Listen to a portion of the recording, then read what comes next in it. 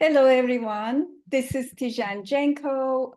You are tuned into Coaching with Mastery and Elegance with Tijen Genco, and these are the special series that I've started doing this year about key concept on masterful coaching. And today I have a pleasure to have this conversation with my co-lead that we are doing the work together in the MCC assessors task force. And my guest is Karl van Hoey. Welcome, Karl. Good to have you here. Thank you, Tijen, for your invitation. It's an honor and a Of pleasure. course, I look forward to our chats always, and let's see what we're going to produce today together. So, Karl, as an assessor, mentor, coach, what would you like our audience to know about you? Okay, the brief history of Karl van Hoey. Well, a background actually in law studies. Afterwards, I started a career in human resources management. I worked for a few big multinational companies. Well, for those interested, check LinkedIn profile. But actually, my life as a coach, as an independent coach, started in 2014. So that makes me now 10 years coach. Time goes fast. And in those 10 years, I've had an evolution actually from what I would call facilitation into individual executive coaching, into executive team coaching, to now end up, let's say, in balance. If I look at my coaching practice as a whole, about 50% is individual executive coaching, and the other 50 is team coaching, and that makes me happy. I had my evolution from PCC to MCC. I also did the master practitioner level at the European Mentoring Coaching Council recently. And I've always been quite devoted as a volunteer subject matter expert for the International Coaching Federation, the work group that Tijen just referred to, the MCC assessor work group is just one of the examples, but in the last years, I've been active in many various roles for ICF, and it's always helped me in, let's say, realizing my life mission. Well, coaching is my life, and my life is coaching. So contributing to the coaching process, profession and being active in all possible various roles and task forces at ICF really helps me in executing that mission, and it's something that I'm absolutely passionate about. Besides that, I'm married with my wife Anne, and I have a son who exactly today has his birthday. He's turning 16 years old today, and unfortunately this morning I had not slept very well. I forgot that it was his birthday, so he's going to blame me that the rest of my life. No, I'm kidding. It was a funny moment this morning. Nicholas is turning 16 years old today.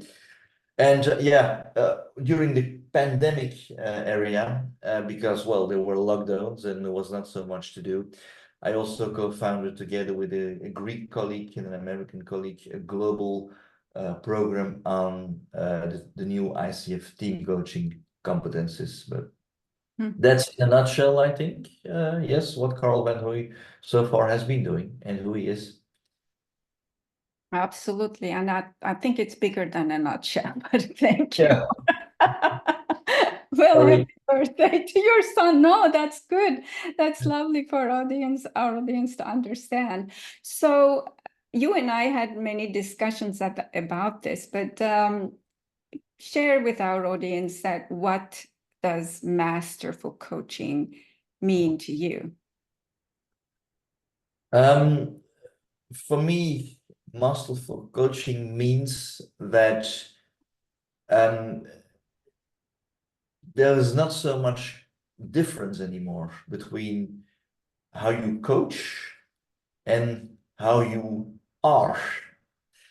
The way that you coach your client is not so different anymore from the way that you are simply being together with your client.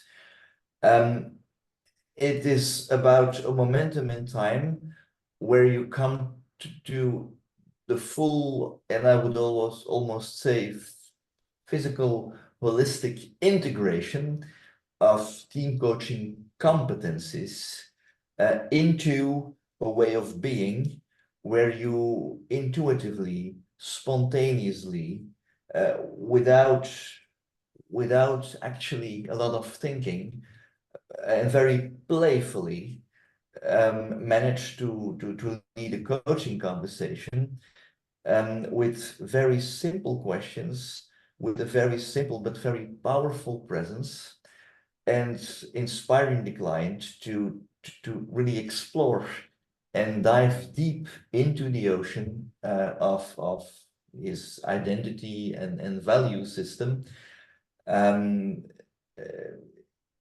without actually much thinking, reflecting, or asking yourself, what should I do now? What should I do? What should be my next question? What should be my next intervention? What exercise should I offer my client now? I think that mastery covers exactly that. All those things automatically flow out of the co-creative relationship between you and your client. Everything happens in, for lack of a better word, flow, in co-creation, in spontaneity. That is for me what distinguishes masterful from not masterful yet. Thank you for that share. It makes me think about the discussion I had with Vice President of Research for International Coaching Federation, that Joel and I both have engineering background, and I was saying that in the beginning it's like a digital signal. Coach says something and does another thing, and then it becomes more analogous flow. And what I'm hearing you say is, and I often say that coaching is advanced communication skills. And I often work with my mentees when they're learning coaching to unlearn speaking patterns so that we get into re-speaking. And that makes me think about those things, that an embodiment of those communication skills, so that there is no strategizing or whatever, just being present and responding to another human being. That and then you also talked about there, which you shared with me, it's important, co-creative presence and its importance to the mastery. What do you want to say about that?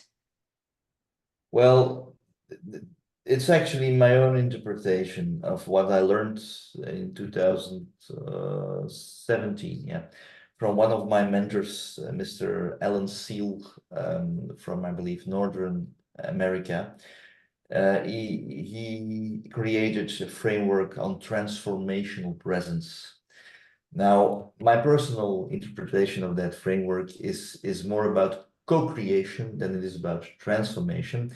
I believe that when we master one of our core competencies, coaching presence, in such a powerful way, that actually presence itself, our presence itself, can become so strong, so powerful, that presence itself is enough to create a field of energy, a field of energy between the client and us.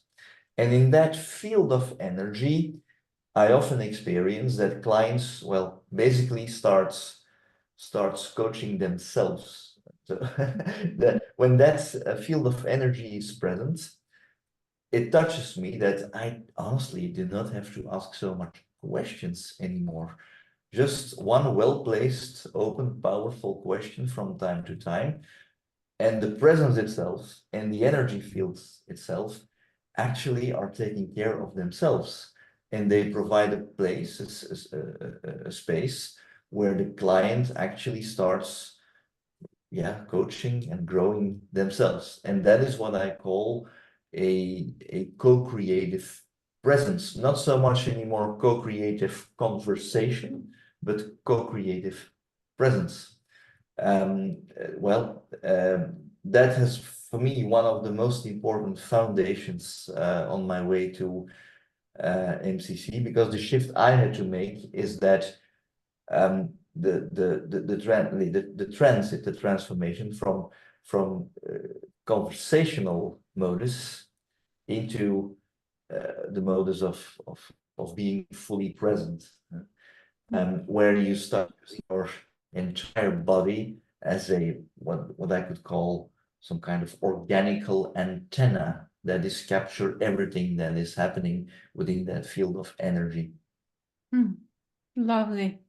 That makes me think a couple of things. That one is, I believe we are referring to the same thing you're saying, co-creative presence, and I often refer to that as a sacred space, which is a slightly different coach's intentionality of forming a space that doesn't include their needs to be validated, affirmed, and so on, rather an intentional space where they are indifferent where client goes, right? They we also see that in the beginning, that client has to perform for the coach. They do some sort of an activity and so on.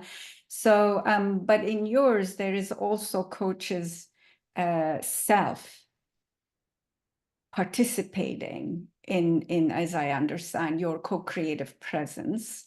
So, yeah, go ahead.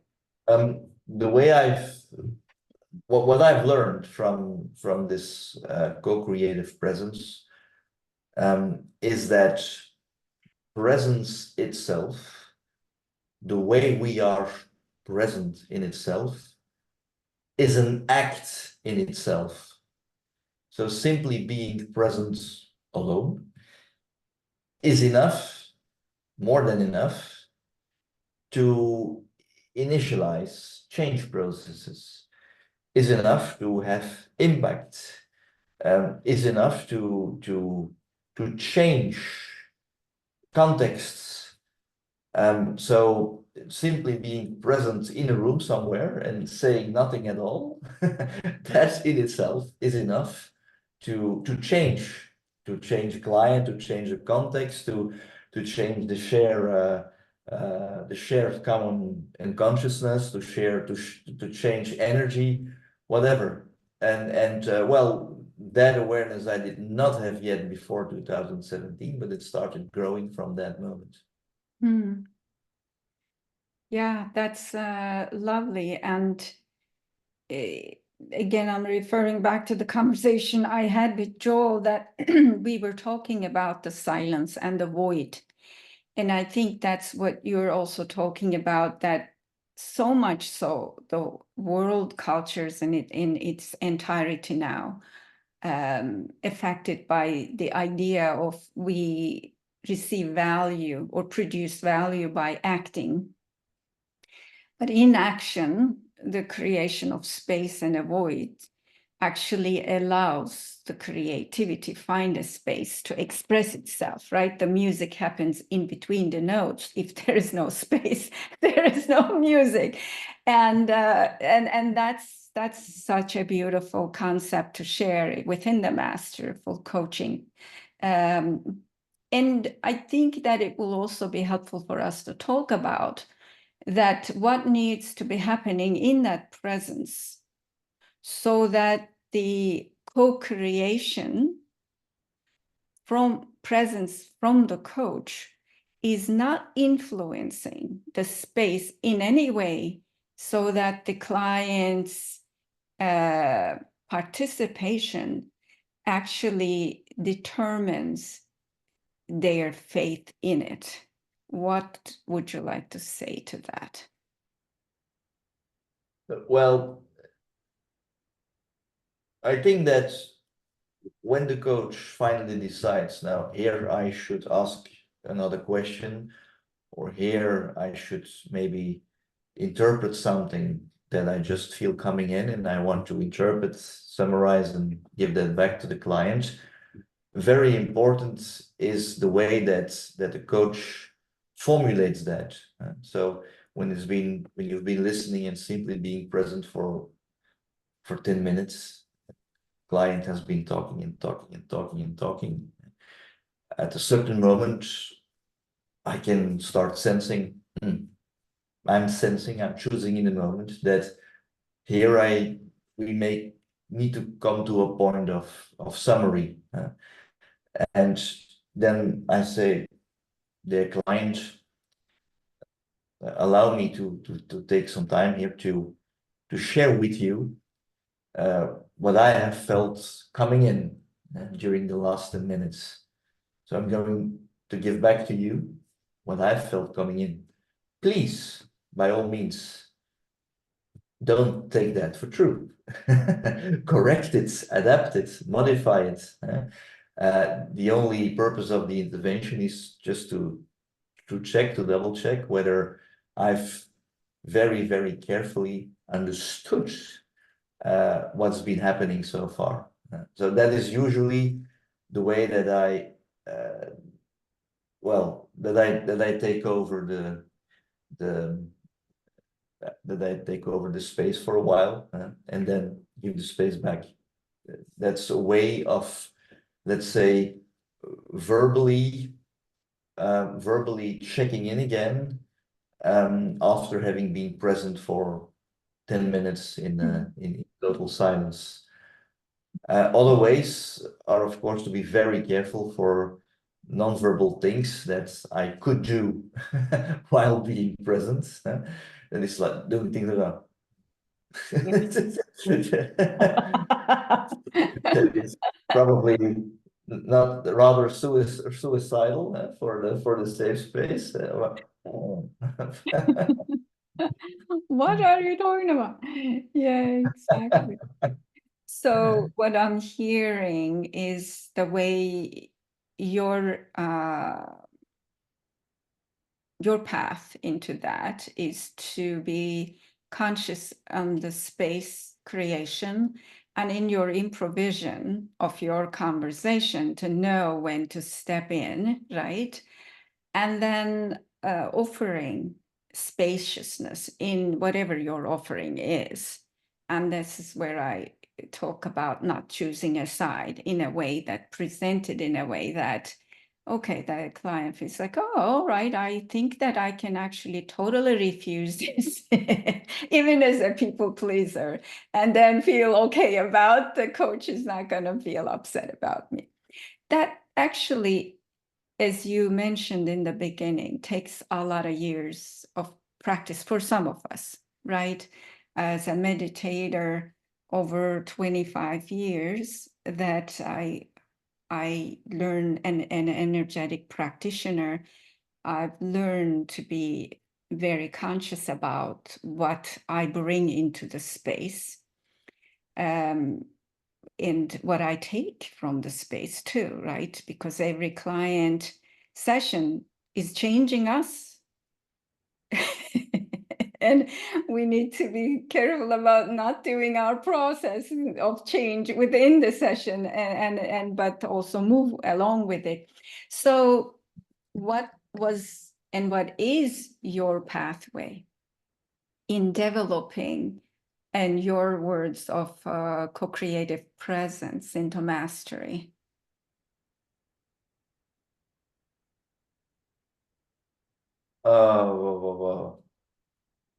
Well, if you want to if I would express it in before and after becoming a MCC, I became MCC in 2019. So before that, my pathway was entirely focused on I want to be MCC. It wasn't a specific focus. It was a very specific destination. And then in August 2019, I got that liberating email from ICF. And then the question arises, of course, and I will tell this with a little bit of humor. So the first reflex was, yes, I'm MCC. And the second reflex was, fuck, I'm MCC. What now? So immediately that question came, okay, that means no more recordings. I just got, let's say, habituated. It became a habit, actually, of recording sessions. I've made so many sessions, including totally worthless recordings. I made so many of them, it had become a habit. So all of a sudden, it was no longer needed to make recordings. Okay. Actually, Tijen, I felt I felt a little bit sad even Yeah. that the journey all of a sudden, boom, had Yeah. stopped. Yeah. I felt, well, I felt immense happiness, but also some sadness.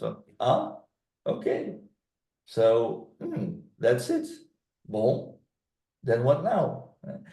And then well, I wandered a few years alone on the top. Well, if you want to metaphorically call it the Mount Everest, well, it's a bit like that. So I explored the top of the Mount Everest for a year or so, and I came to the conclusion, oh, this is a kind of lonely mountain, huh? Lonely top, and that's the point where I've started to connect with other MCCs worldwide. And this is also where COVID actually came as a gift, because all of a sudden I had a lot of time available to connect with other MCCs worldwide, to participate in many interviews and podcasts and webinars like also this one. And that gave me the insight from, aha, many MCCs, masterful coaches, are all somewhere on their continued way of developing themselves, and they do that partly on themselves, but also partly by staying connected and conversing with each other. Some of us have developed specific CCE programs specifically for coaching at the highest level, but there are moments when, well, it comes a point where you also followed all these, and so the question remains then, how do we continue? And I've learned that conversations like you and I are having at the moment are one great way to continuously develop ourselves further at mastery level. Mhm. Lovely. So the connection and recultivating self from the mastery of others and And that touches a lot of topics that I've touched base with recently. I'm rereading the old book of Alan on transformational presence. I've been reading a lot about spiritual intelligence. I've learned that the word spiritual does not necessarily have a clue with God or with a religion. Um, because in that case it would become a bit difficult for me, but simply to explore what is in our soul, and what value and what meaning has our soul, and how can our soul connect with other souls, and create actually what they call egregores, and that means non-physical spaces filled with thoughts and energy amongst other people in the same room. One of the things that spiritual intelligence allows. I've also been studying quantum philosophy, and finding there very interesting links with connections with other people, not from the perspective of linear physica, but quantum physica. I don't understand anything about quantum physica, but quantum philosophy is very interesting. So that has brought me in places where I could not even have thought about years ago, but it's interesting. Lovely, yeah. And I think that we are all finding our ways that, interestingly enough, that I have an electronics engineering degree. first a bachelor's, and then I have master's in organizational behavior and coaching. So that when I'm teaching courses, I bring the very scientific, geeky concepts. And then at the same time, I bring, as a certified yoga teacher, Eastern concepts. And so in my neurologic approach to coaching, I give yoga sutras to my students. Understand certain consciousness and how thought forms impacting our nervous system and our reactivity and so on. So it's an interesting ways that we're finding and exploring space into mastery and connecting with each other, influencing from one another as we collectively co-create maybe what is the next generation in advanced human connection and communication that involves the whole human system, not only the mind. But sometimes I say to my students, even this can be an inquiry. If the client is doing this and you do this, and that's an invite for them to do whatever else with their system to find a different pattern in their system. So it's lovely to hear all that. So then, Karl, what other knowledge and wisdom or people, whatever they may be, influenced you into your being that actually then expresses itself into the masterful coach and a masterful mentor that you wish to share? That's whew. Where to start? Good coaching question. Yeah. The MCC assessor would score now that that question is too. Unpacking the soul question. Well, let's perhaps start with some wisdom, some personal wisdom that I've learned the hard way over the years. You do not go to mastery. Mastery comes to you. When mastery senses that you are ready to embrace and accept her. That's the first. If you want to translate that to MCC credential, you do not go to your MCC. Your MCC comes to you when you apparently are ready to accept and embrace your MCC. That's the first thing. The second thing is when you are, well, I'm going to talk in I form because it's about me. And so since a year or five or so, I'm really sensing every day, and that's a physical awareness that I'm internally quite well aligned with myself, who I am, who I want to be, my values, my beliefs, my day-to-day practice, the what and the how, all these things, well, seem to be, for as far as I can sense, really well internally aligned. And when that is the case, I seem to radiate that to the outer world. The outer world captures, sees, acknowledges that with me there is what I call internal alignment. And since I'm in that situation, well, things seem to take care of themselves. When I translate that to building coaching practice, well, COVID has been challenging, and there are now at this moment still 2 wars going on. So well, there are many more wars going on, but 2 physically at this moment. So the world has challenges, But I've learned that when I'm not panicking anymore, when I'm taking some distance of all those things I cannot have any impact on, and when I try to focus on other things where I do have impact on, that then business takes care of itself. There's never been moments where could not pay bills anymore. There's never been moments where I was hungry. There have been moments where my income was a little bit like that. That goes, but actually, life takes care of itself. That's a second learning that I've had. And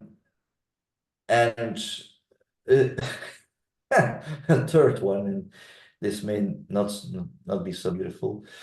If there's one advice, if I could give one advice to my younger self, Karl at the age 10 or 20 or 30 something,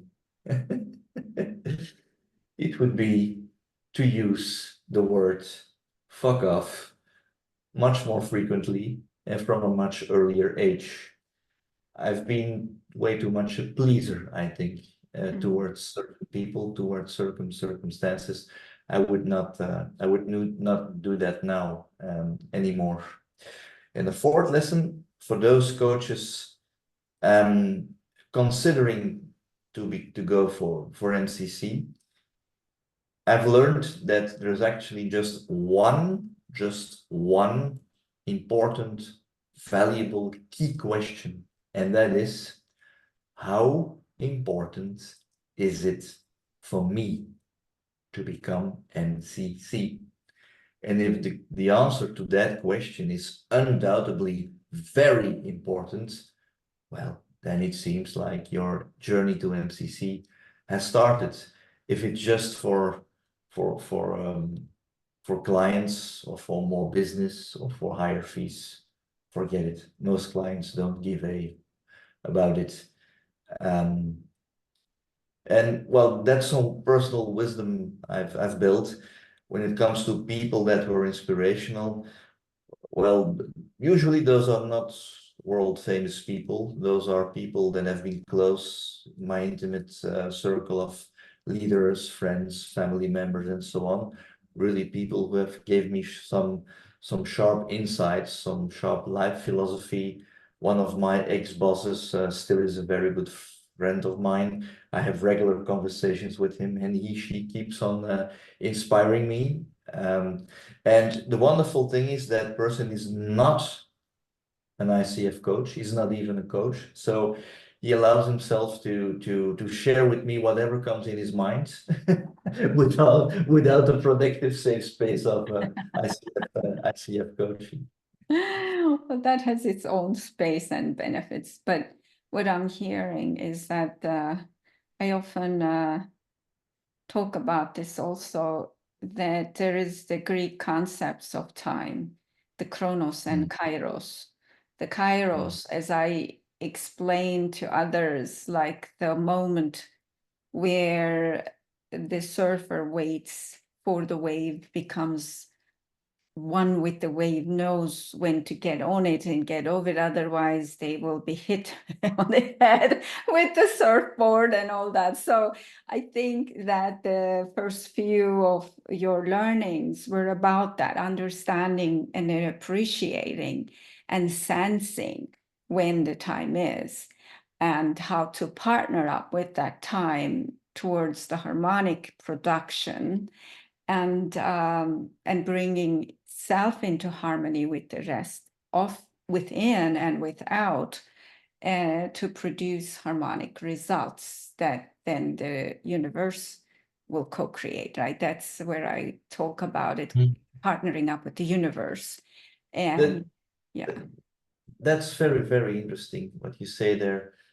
I've always had difficulty in capturing the meaning and concept of the universe. Because for me, the universe is not that immense eternity of billions of light years. That's for me not the universe. The universe is the let's say, collective consciousness and subconsciousness, energy and wisdom shared amongst people when they are together. That's for me the universe. And the image of surfer, when to know when there's a wave coming and when to know when to jump in. That is something, Tijen, that my presence is helping me with. For some reason, call it presence, call it intuition, call it whatever you want to call it. But sometimes my body, not my brain, my body literally says to me, Karl, jump on that wave. Then you need a coach. Can I do it? This is weird. Are you sure, buddy? Jump on that wave. Okay, then jump on that wave. Yeah, That happens quite often. yeah, And there I am, absolutely. Mr. Rational, from the person that I used to be studying law. I was so rational, so I learned to activate the rest of the rest Rest of of the the body. system. Yeah, yeah, right. We have a very complex system, but we are at the cockpit only pushing one button. Oh, I didn't notice. This is all this over here. I 1 year ago, I was contacted by a CEO of a company here, and that first conversation went absolutely terrible, but terrible. Oh, fun. So after an hour, I said, okay, well, so far, this attempt to having a new client. Huh? Then a week ago, the HR director of the same company called me and said, how did you like that conversation? Well, I said, well, I found it was terrible. It's probably the most terrible conversation I've ever had with the CEO. Huh? Said, well, he disagrees with you. He found it great. Oh, am I living on a platform? Yeah, well, communications is not one of his strong points. But would you be open to coach him? Because yeah, he's aware that he's got some serious issues. He and I did not even talk about a journey for him, but that's another matter. At that moment, my brain said, no way. But my heart said, do it. And it became one of the best clients that I ever had so far. This is what I mean with when this brother says, I don't know or no, but if the rest says, yes, I don't know where that's coming from, but it's there and it's strong and it seldom is wrong. Yeah. Yeah, there is some research. Great Braden does it with the Princeton University, measuring the magnetic field and strength of the heart versus the mind. And I call that a heart-based learning, right? There is the comprehension, cognition, and there is much more processing power as an engineer and a geek I can talk Yeah. about. Absolutely. So facilitating an inner dialogue in a larger level also looks like brought you into the mastery. So anything else you wish to share with our audience, whether it was about your journey into mastery or how the audience will find you and your offerings before we finish for today? Yeah. Um, well, I'm not gonna, well, it's not the purpose to promote something here, but for those wanting to learn a bit more about who I am and what I do, that's just my website, www.karlvanhoey in one word.com. Quite simple. And so that's about executive coaching, executive team coaching, strategic facilitation, and so on.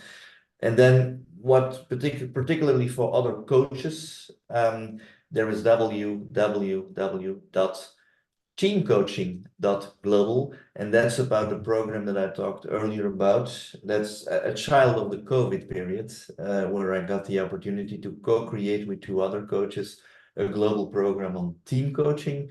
That is mentioned. The intention of the program is to lead other coaches to their ACTC, and that is the Advanced Certification in Team Coaching, which is the newest team coaching credential from the ICF, existing since 2 years, I think. Yeah. 1 or 2 years in the meantime. So for those interested, please have a look at that. And if you want to connect with me directly, Karl van Hoey, in one word, at gmail.com. That's, I think, the most simple way to connect with each other anytime. What I usually do is that for those wanting to meet me, I always give people a free podium of 30 minutes that we can use to have a free open meet and greet and exploration. That is, of course, complimentary and for free. And then we see what can happen after those first 30 minutes. So be very welcome to have a free exploration with me, just to see who we are and what we can do for each other. And the experience co-create a presence of Mr. Van Hoey.